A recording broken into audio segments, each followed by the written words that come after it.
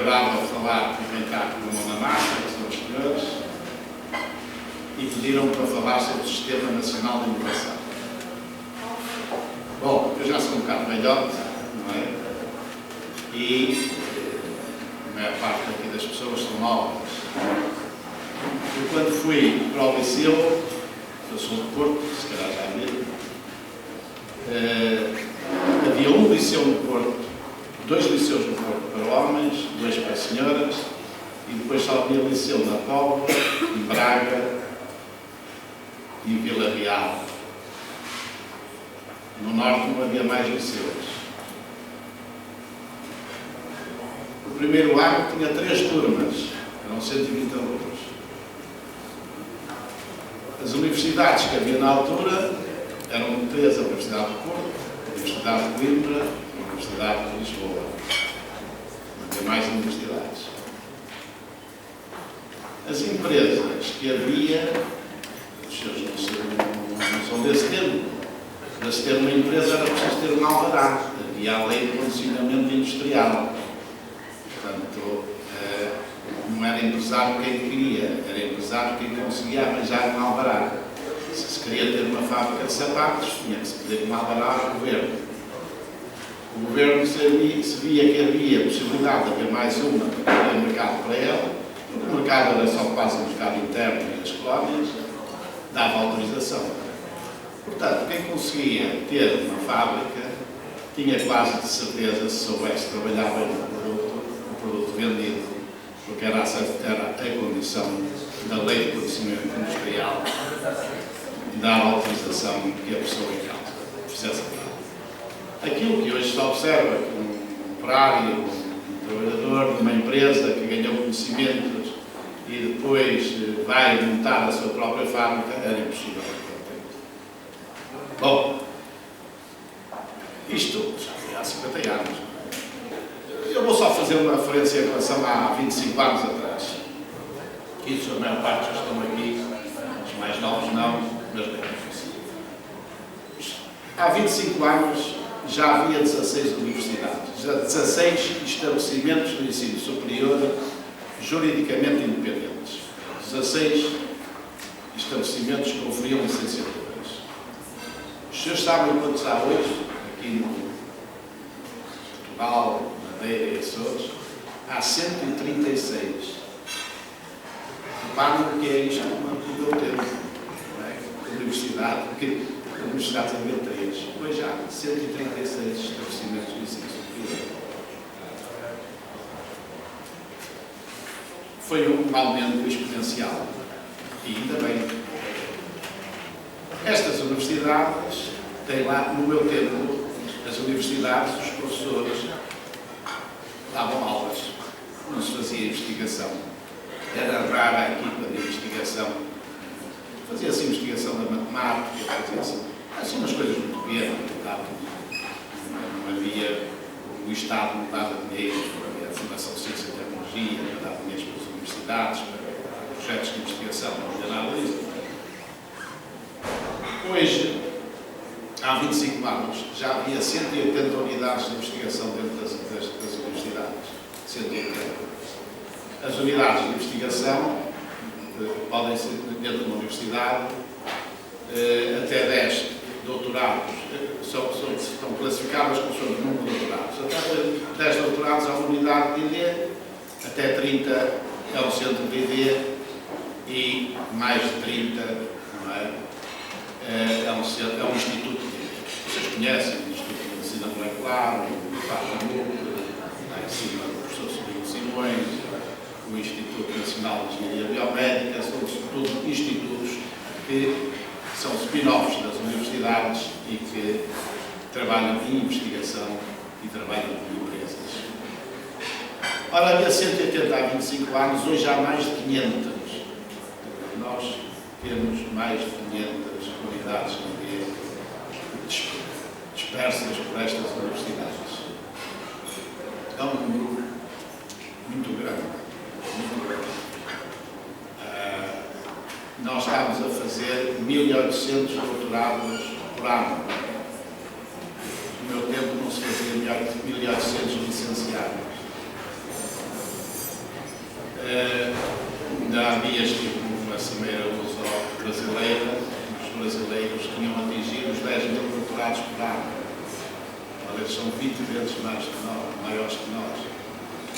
E já era muito bom, estávamos muito satisfeitos a nível americano. Nós estávamos a fazer 1.800 doutorados. Depois, estamos a falar de fatores da inovação. Quem é que está no mercado, digamos, o sistema de inovação, vem desde a universidade até a empresa. Tudo o que se faz flui até a empresa. Portanto, dentro das universidades temos também uma figura que foi criada há uns anos, 10 anos, que são os laboratórios associados. O laboratório associado, que é associado, são laboratórios associados que têm universidades. É preciso, dou-vos um exemplo, o campo da mama, para se construir um aparelho para detectar o campo da mama, não é só um laboratório que pode fazer, tem que haver ligações à parte eletrónica, à parte mecânica, à parte sensorial, a parte de medicina, etc. Um laboratório associado é um laboratório que congrega dentro de laboratórios de várias universidades, no sentido de terem um objetivo comum de trabalharem no projeto. Ora, como vos digo, há 10 anos, 11 anos, não havia nenhum, hoje há 29 laboratórios associados. Falei neste caso do campo da mama, porque é um caso paradigmático. O projeto que desenvolveram detecta o campo da mama com 0,5 milímetros do nódulo, e é uma coisa que não se faz a nível mundial. Depois temos outro problema. Nos nossos, poder falar, podemos conversar depois, é que muitos dos desenvolvimentos que são feitos têm difícil aplicação no mercado por várias circunstâncias que podemos conversar. Por exemplo, este aparelho desenvolvido em Portugal, pago por orçamento de Estado, está em Marselha, no Hospital de Marselha, a funcionar. Aqui não houve nenhum hospital se disponibilizasse a dar condições para que o aparelho fosse testado. Depois dos laboratórios associados, temos os laboratórios de Estado. São os atores que vocês conhecem. O Laboratório Nacional de Engenharia Civil, o Laboratório de Engenharia e Geologia, enfim, há 11 laboratórios. Havia 11 laboratórios há 25 anos, há 11 laboratórios agora também, laboratórios de Estado.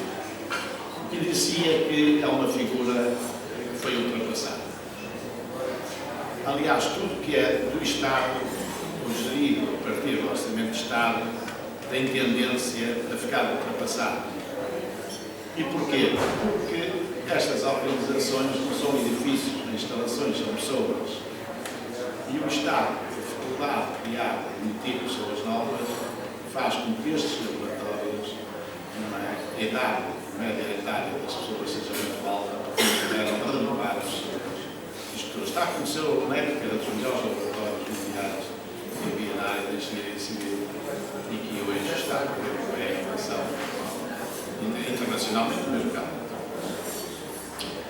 Bom, mas a transferência de conhecimento das universidades para as empresas tem vários problemas, que já são conhecidos por todos. Os problemas é a carreira do estatuto dos docentes. Um professor da universidade começa a trabalhar com empresas, às tantas, a sua evolução na universidade é prejudicada por aqueles que não fazem nada, só dão aulas e ficam para trás. E até são mal discutidos. Portanto, havia que criar um tipo de infraestruturas que ultrapassassem, na medida do possível, este governo e outros. Foi então que em 1989, 90, era ministro o professor Veiga Simão e depois o engenheiro Miguel Amaral, e criaram-se os Institutos de Novas Tecnologias. os senhores conhecem, já ouviram falar do INES, do INES, do IBET. São institutos, o que é que eles fazem? Quando numa universidade, um departamento de uma universidade, começa a trabalhar com empresas, a fazer serviços de empresas, a certa de resultados de investigação que departamentos pode-se aplicar em empresas, quando o trabalho já passa mais à assistência técnica do que a investigação, já não compete à universidade fazê-lo. A universidade não faz assistência técnica. E não faz porquê, ou não deve fazer porquê. E os seus melhores escrutinadores em relação a isso. Porque a assistência técnica pressupõe a manutenção de equipas. Os senhores têm um problema na nossa empresa, vão a uma universidade, a universidade vai lá resolver uma empresa, mas daí a 2 meses a pessoa que mandou lá para a universidade, ou as pessoas resolvem fazer lá no sabático, fazer um concurso para isto, saem de lá, vêm outros, e assim sucessivamente. A taxa de rotação é muito grande, porque aquilo não cabe, não está dentro do perfil da universidade. O que acontece é que foram precisos criar estes institutos de novas tecnologias, na sua maioria são associações privadas sem fins lucrativos e que têm um corpo pessoal técnico próprio que possa trabalhar com empresas, embora muitas vezes são dirigidos até através de projetos ou pela própria entidade por pessoas das universidades. Os senhores têm aqui em Coimbra, em Lisboa, a FCT tem lá o Ninova, há muitos. Há 11 institutos de novas tecnologias cá em Portugal que cumprem esta função e auxiliar o empresário na área da inovação e transformação do conhecimento económico. Depois temos os centros de transferência de tecnologia, que são 9. Os que conhecem de certeza é o Instituto de Qualidade, ou antes o Instituto Solar. O Centro de Transferência de Tecnologia difere do Instituto de Novas Tecnologias porque atua numa área, apenas numa área do saber. O Instituto Solar atua na área do saber. A qualidade veio há pouco tempo. Este Instituto Solar é o mais antigo destes todos. Existia em 65, foi criado em 1965. Lá está, por deficiências que havia em formar pessoas, soldadores, etc. Depois temos o que os senhores conhecem bem, uma infraestrutura tecnológica que os senhores conhecem bem, que são os centros tecnológicos. Os centros tecnológicos, os senhores conhecem o Centro Tecnológico de Calçado, ele trabalha muito para a maquinaria, calçado, é evidente. Os centros tecnológicos são setoriais. Há o Centro Tecnológico de Calçado, há o Centro Tecnológico do Vidro, há o Centro Tecnológico da metalomecânica. Portanto, também são infraestruturas em que as associações são o principal associado, aplicáveis o principal associado, e que têm um corpo técnico que presta assistência às empresas do setor.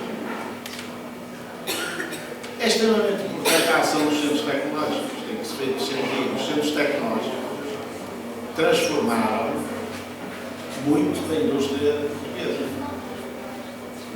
O calçado, por exemplo, transformou-se radicalmente. Nós hoje temos das empresas mais evoluídas no mundo na área do calçado e temos das empresas mais evoluídas no mundo a construir bens de equipamento para o calçado. Hoje as máquinas de corte das peles são de fabrico nacional, as tecolagens são de fabrico nacional, as de prototipagem são de fabrico nacional. Nós, num projeto que apoiámos lá na agência, apoiámos o desenvolvimento de 28 bens de equipamento para a indústria do calçado. Desenvolvemos, através dos centros tecnológicos, também a indústria dos mármores, a indústria do vidro, o centro tecnológico da cerâmica de vidro. Muitas vezes as pessoas não se apercebem da real validade disto. Eu vou-vos dar um exemplo que se passou aqui há uns 20 anos. Os países, muitas vezes, procuram barreiras alfandegárias baseadas em aspectos técnicos que sabem que os países que exportam para lá não são capazes de resolver.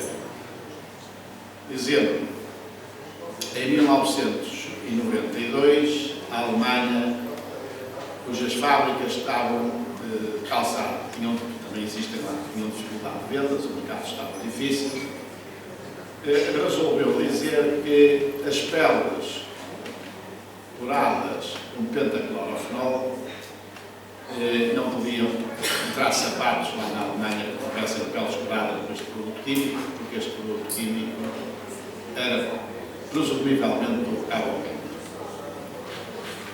Bom, isto foi uma maneira de entrar em sapatos lá e eles venderem-os por dia. Bom, mas os industriais portugueses que fabricavam para a Alemanha tinham que procurar peles que não fossem tratadas com pentaclorofenol e que alguém que lhes certificasse isso para venderem para a Alemanha e passar aquilo a fronteira. Então, isto foi uma questão de dias. Era preciso comprar uma máquina que à altura custava 30 mil km. Não é o industrial A, B ou C que vai comprar a máquina. Alguém tem que comprar a máquina. Quem é essa alguém? É um centro tecnológico. O centro tecnológico serve a isso. Quem é que deve subsidiar a máquina? É o Estado. E assim foi feito. Comprou-se a máquina e os industriais levavam lá os couros para passar um certificado. Portanto, os centros tecnológicos tiveram e têm um papel importantíssimo no desenvolvimento da indústria nacional. Portanto, estes são os três tipos de infraestruturas tecnológicas. Depois, mais ajustante, e reparem, eu estou a caminhar para a universidade para as empresas, mais ajustante, temos as escolas tecnológicas. Como sabem, o ensino técnico industrial acabou, já nos anos 70, deixaram de se formar especialistas nas várias áreas técnicas e o Estado também, o professor Veiga Simão e o engenheiro Miramaral, resolveram que em várias áreas, na metalomecânica, nas químicas, na soldadura, se criassem escolas, na fundição, se criassem escolas para o país fora, para formar especialistas nessas áreas.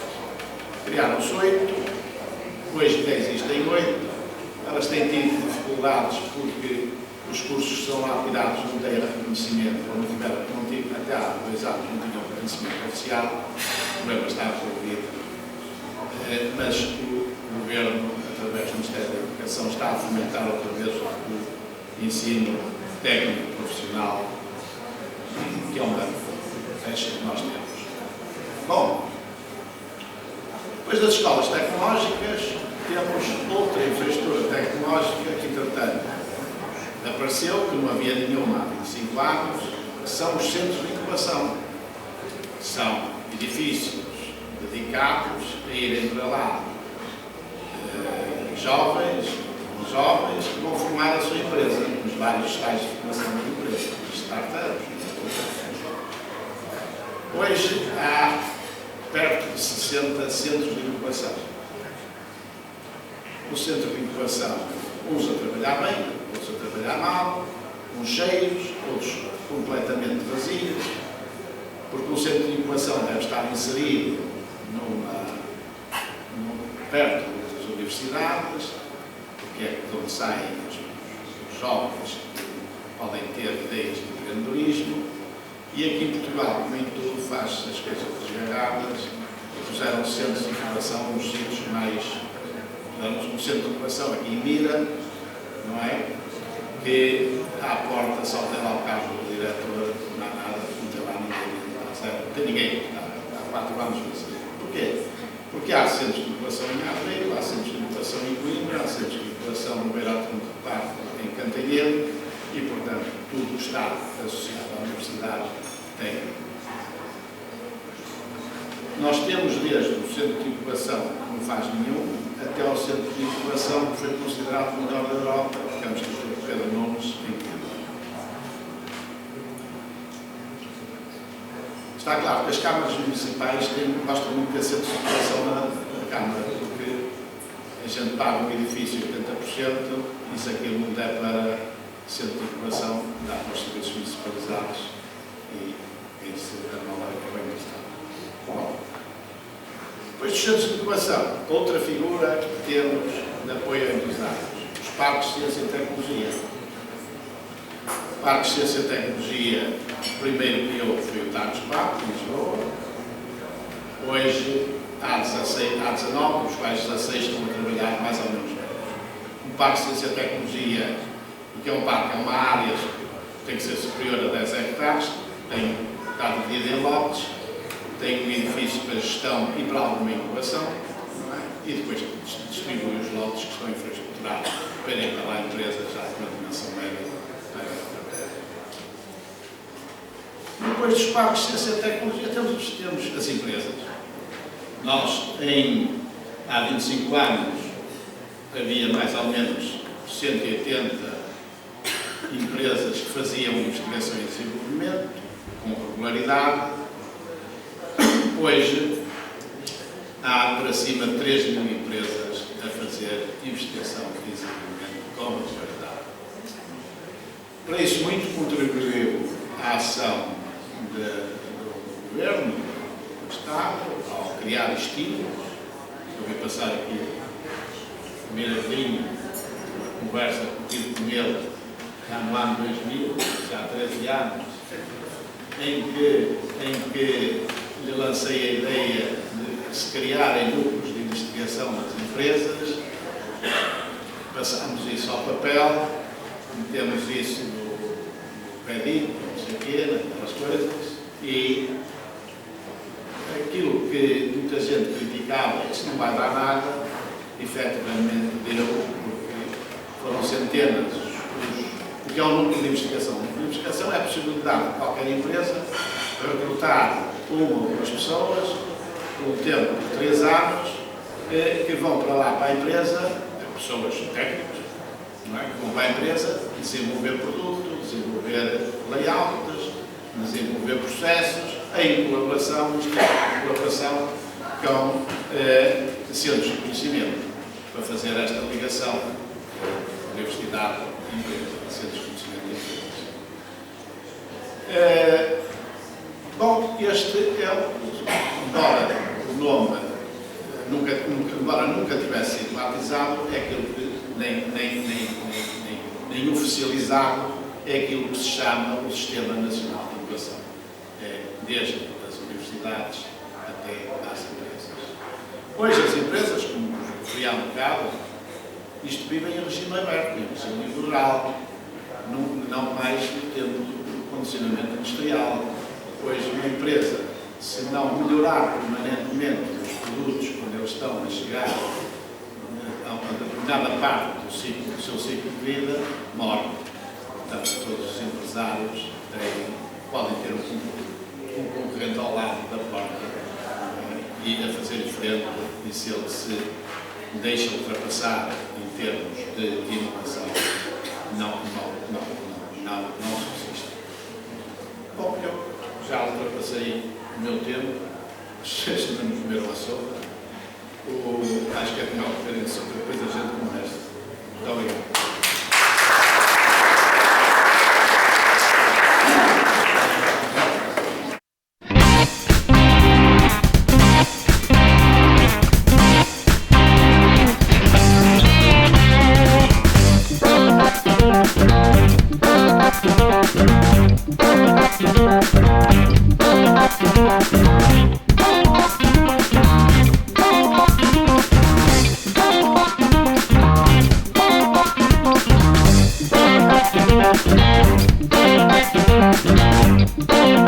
Thank you.